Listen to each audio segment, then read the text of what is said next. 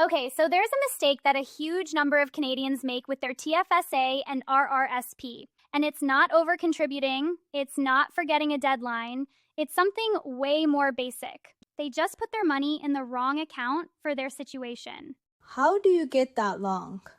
They're both good accounts. That's exactly the trap. Because they're both good, people assume it doesn't matter which one they use.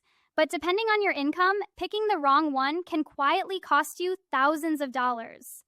To actually see why, we need to walk through how tax brackets work first. Then the mistake makes total sense. So first, a quick reset on tax brackets, because this is the whole key to the mistake. Canada uses a progressive system. You don't pay one flat rate on all your income. You pay a low rate on the first chunk, then higher rates only on the income above each threshold. So making more money doesn't suddenly tax everything you earn at a higher rate. Exactly, that's a common misunderstanding. Only the portion inside each bracket gets that bracket's rate. Here's what the federal brackets actually look like for 2026. Your first roughly $58,500 of income is taxed at 14%. The next chunk, from about $58,500 up to $117,000, is taxed at 20.5%. From $117,000 up to about $181,000, it's 26%. From there up to about $258,500, it's 29%. And anything above $258,500 is taxed at 33%. So 5 buckets, and your tax bucket really just means the rate on your last dollar earned, not your whole income. Right. Let's say you make $60,000. You're not paying 20.5% on all of it. Your first $58,500 is still taxed at just 14%. Only that last $1,500, the bit above the threshold, gets taxed at 20.5. Your province adds its own tax on top, so your actual combined rate is higher than these numbers. But the federal brackets are what matter for understanding today's mistake. Okay, so where does the TFSA and RRSP come in? With an RRSP, your contribution gets deducted from your income before tax, and you pay tax later when you withdraw, usually in retirement.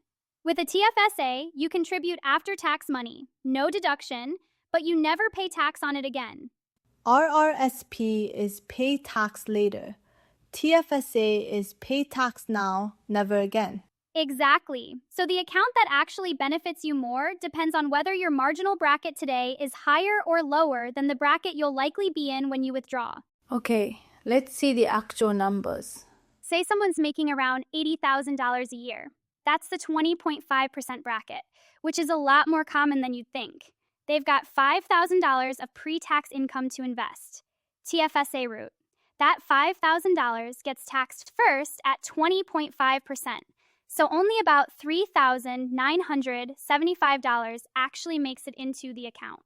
About $1,000 gone before it's even invested. Right. Now the RRSP scenario.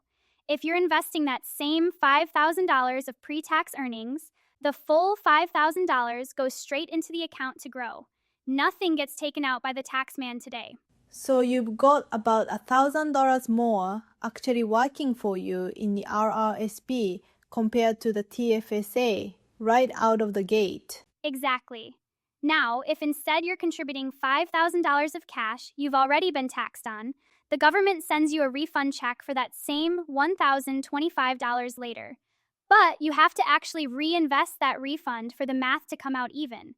That's the part people miss. So either way, the RRSP's advantage only shows up if that money, the part that was never taxed or the refund you get back, actually stays invested. Right. And if you're higher up the income scale, the gap gets even bigger. Someone in the top 33% bracket doing this same $5,000 move loses almost $1,700 to tax in the TFSA scenario instead of $1,000. So the higher your income, the more this mistake actually costs you. Exactly. Now flip it the other way. Someone in the lowest 14% bracket puts that same $5,000 into an RRSP instead. Their deduction, or refund, is only worth about $700 since they're barely paying tax to begin with. Meanwhile, if they're going to be in a similar or higher bracket by retirement, which happens more than people expect, they could end up paying more tax pulling it out than they saved putting it in. Wait, why would your bracket go up once you're retired and not working?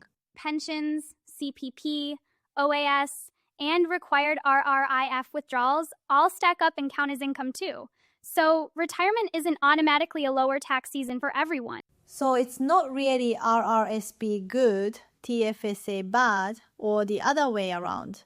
It's using either one without checking which bracket you're actually in. Exactly. The accounts aren't the problem. Skipping this 5-minute check is, and that's worth repeating on its own. If you do go the RRSP route with after-tax cash, that refund isn't a bonus. It's the part of the strategy that makes the math work. A lot of people spend it instead of reinvesting it, which quietly undoes the whole advantage we just walked through. So step 2 is just put the refund back to work. That's it. But there's actually a limit on how much of this you can even do in the first place. Your RRSP room isn't unlimited. I've heard people get confused about that. Yeah, it's 18% of what you earned last year, up to an annual cap, plus whatever unused room you've carried forward from previous years. So someone in that top bracket with a lower income a few years back might not actually have enough room to shelter a big contribution all at once. So the strategy is right, but you might have to phase it in. Exactly. Worth checking your notice of assessment before you get excited about any of this. Okay, one more thing I've always wondered. If I pull money out of these accounts, is it the same deal for both? Not even close, actually. With a TFSA, whatever you withdraw comes back as contribution room the following calendar year. So it's genuinely flexible. You can pull money out for an emergency and not lose that room forever. And RRSP?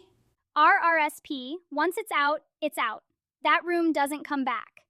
There are a couple of narrow exceptions, like the home buyer's plan or the lifelong learning plan, where you can borrow from your own RRSP and repay it over time. But outside those specific programs, an RRSP withdrawal is permanent, and it gets taxed as income the year you take it out. So TFSA is a lot more forgiving if life happens. Right, which is honestly another reason it makes sense as the first stop for a lot of people, even setting the tax bracket math aside. Okay, simple version. What do I actually do?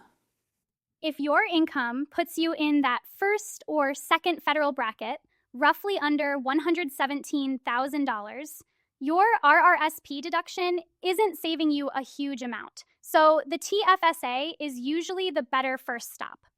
Once you're solidly into the 26% bracket and up, the RRSP deductions start saving you real money, especially if you expect a lower bracket in retirement. And this isn't permanent either.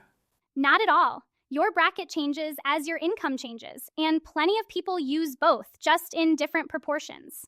Say someone starts their career in that lowest bracket, building up their TFSA for a few years.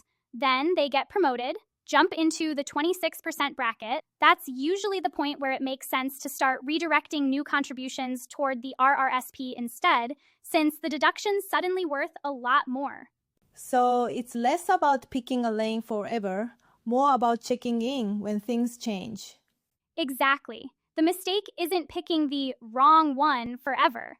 It's never stopping to check which one actually fits where you are right now. So if you've been defaulting to one account without ever checking your bracket, you're not alone, but now you know what to check. If you want to see exactly how I'd actually put this into practice, check out our If I Started Investing in Canada in 2026 video. It walks through the whole thing step by step. And if you're wondering where the FHSA fits into all of this, since we didn't cover it today, our FHSA video breaks that down too. Thanks for watching. See you in the next one.